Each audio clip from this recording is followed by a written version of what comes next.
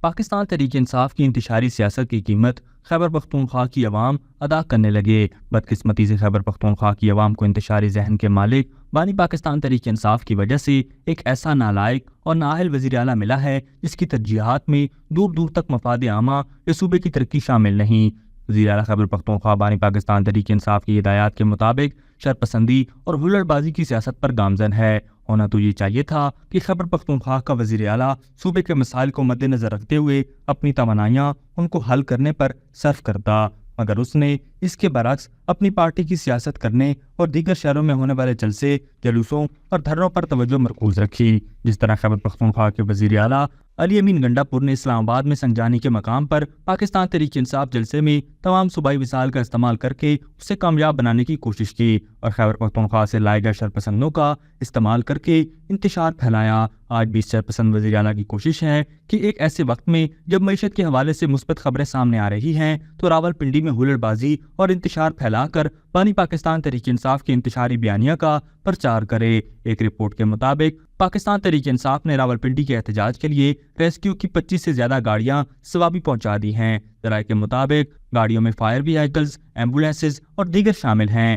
اس کے علاوہ 40 سے زیادہ ریسکیو 1122 کے اہلکار بھی ریسکیو گاڑیوں کے ساتھ ہیں۔ پاکستان تحریک انصاف نے اس سے قبل جلسے کے لیے درخواست دی تھی، مگر بانی پاکستان تحریک انصاف نے انتشاری ذہن کے مطابق یہ درخواست واپس لے کر احتجاج کی کال دے دی۔ اس کو معلوم تھا کہ پہلے جلسوں کی طرح یہ جلسہ بھی ناکام ہوگا، لہٰذا اس نے راولپنڈی میں تاجروں اور عام عوام کی زندگی عجیب بنانے کا فیصلہ کیا۔ افسوسناک بات تو یہ ہے کہ اپنی سیاست کے لیے پاکستان تحریک انصاف صوبائی وسائل استعمال کر کے عوام کے ساتھ دھوکہ کر رہی ہے۔ وزیر اعلیٰ خیبر پختونخوا انتشاری ذہن کا مالک بانی پاکستان تحریک انصاف کی ہدایات کے مطابق ترقی پر چلتے دیگر صوبوں میں انتشار پھیلا کر ان کی بھی ترقی کو روکنا چاہتا ہے اور وہاں کا امن برباد کرنا چاہتا ہے۔ دوسری طرف اگر دیکھا جائے تو صوبہ خیبر پختونخوا پاکستان کے امن و استحکام کے لحاظ سے اہم صوبہ ہے۔ یہاں دیگر چیلنجز کے ساتھ ساتھ بڑھتی دہشت گردی کا چیلنج بھی درپیش ہے۔ یہاں کے عوام بنیادی سہولیات تک سے محروم ہیں، مگر وزیر اعلیٰ خیبر پختونخوا علی امین گنڈاپور اپنے صوبے کے مسائل کو حل کرنے کی بجائے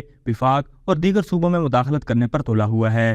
بات جہاں تک ہی نہیں، جو صوبائی وسائل خیبر پختونخوا کی بہتری پر صرف ہونے چاہیے تھے انہیں بھی بانی پاکستان تحریک انصاف کی ہدایت کے مطابق دیگر شہروں میں ہونے والے جلسے جلوسوں میں استعمال کیا جا رہا ہے۔ تشویشناک بات یہ بھی ہے کہ صوبہ خیبر پختونخوا میں دہشت گردی تو پہلے ہی بڑھ رہی ہے، مگر نااہل صوبائی حکومت کی غلط پالیسیوں کی وجہ سے اب وہاں پر ضلع کرم میں شیعہ سنی تصادم کی وجہ سے بھی جانیں ضائع ہوئی ہیں۔ وزیر اعلیٰ کو چاہیے تھا کہ وہ یا ان کی صوبائی حکومت کے وزراء اس علاقے میں جا کر بیٹھ کر ان سے بات کرتے، اس مسئلے کو حل کرنے کی کوشش کرتے، مگر کیونکہ وزیر اعلیٰ خیبر پختونخوا کی ترجیحات میں یہ بات شامل ہی نہیں، اس کی وجہ سے حالات روز بروز بگڑتے جا رہے ہیں۔ صوبہ خیبر پختونخوا کی صوبائی حکومت کو اس بات کا ادراک کرنا ہوگا کہ دہشت گردی کے خاتمے کے لیے صرف پاک فوج پر انحصار نہیں کیا جا سکتا۔ پاک فوج تو آپ کے علاقے کو کلیئر کرا کر بھی دیتی ہے، مگر صوبائی حکومت اپنی نااہلی اور نالائکی کی وجہ سے وہاں امن کو برقرار رکھنے میں ناکام ہے۔ صوبہ خیبر پختونخوا کی صوبائی حکومت کو چاہیے کہ وہ مربوط نظام مرتب کر کے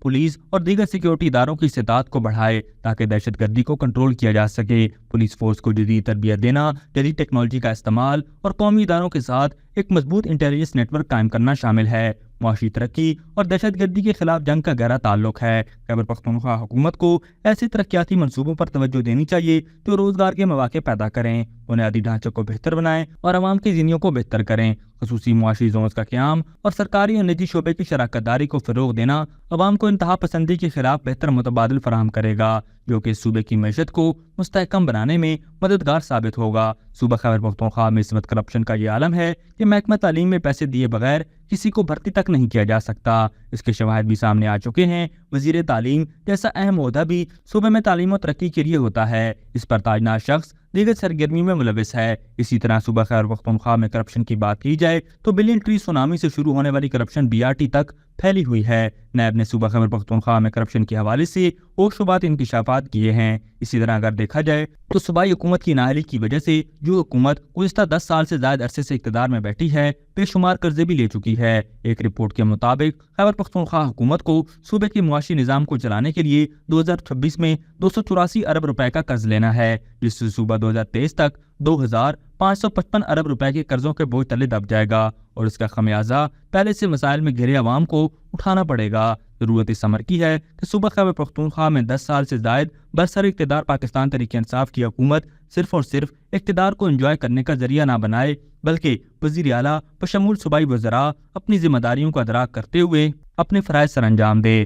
ابھی تک کے لیے صرف اتنا ہی۔ مزید دلچسپ اور تازہ ترین خبروں سے آگاہ رہنے کے لیے ہمارے چینل اسلام آباد انسائیڈر کو سبسکرائب کرنا مت بھولیے، اور اگر ہماری یہ ویڈیو آپ کو اچھی لگی ہے تو اسے لائک کر دیں اور اپنی قیمتی رائے کا اظہار نیچے دیے گئے کمنٹ سیکشن میں ضرور کریں۔